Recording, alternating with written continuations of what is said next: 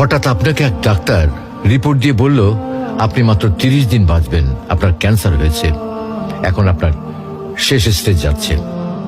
এটা শুধু আপনি জানেন, আপনার পরিবার কিংবা বন্ধু বান্ধবরা কেউ জানে না। এখন এই রিপোর্ট পাওয়ার পরে আপনি বাসায় গেলেন, প্রতিদিনের মতো আজকেও আপনার বাবা আপনাকে বকাঝকা শুরু করলো, তোকে দিয়ে কিচ্ছু হবে না, সারাদিন কোথায় থাকিস তুই, অকাজের ছেলে, ইত্যাদি ইত্যাদি। এই মধ্যবিত্তের বাবার যেমন হয় আর কি।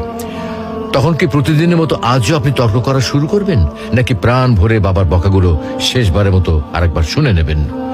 হঠাৎ আপনার মা এসে আপনাকে বলল, নে বাবা ভাতটা খেয়ে নে। আপনার মনে হবে এই বুঝি আপনার মায়ের শেষ হাতের খাওয়া, আপনি আর বাঁচবেন না। আপনি পরম তৃপ্তি নিয়ে খাবেন এবং আপনার কাছে মনে হবে এটা আপনার শ্রেষ্ঠ খাবার, যদিও ডাল ভাত হোক না কেন। আপনি বের হলেন, পুরনো এক বন্ধুর সাথে দেখা, আপনি যাকে মোটেও সহ্য করতে পারেন না, সব সময় তার সাথে কথা কাটাকাটি হয়, আজকেও সে আপনাকে কিছু কথা শুনিয়েও দিল। আচ্ছা, এখন কি আপনি তার সাথে তর্ক শুরু করে দেবেন? মোটেও না। আপনি হয়তো তাকে জড়িয়ে ধরবেন এবং বলবেন, দোস্ত ভালো থাকিস। আচ্ছা জানেন, আমরা এখন মৃত্যুর কথা ভাবতেই চাই না, এ থেকে আমরা পালিয়ে বেড়াতে চাই। কিন্তু যদি আপনি ভাবেন যে আজই আপনার শেষ দিন, তাহলে দেখবেন সবকিছুই আপনার কাছে ভালো লাগছে। তাই ইগো ছেড়ে দিন, ইনশাল্লাহ আপনার মন ভালো হয়ে যাবে।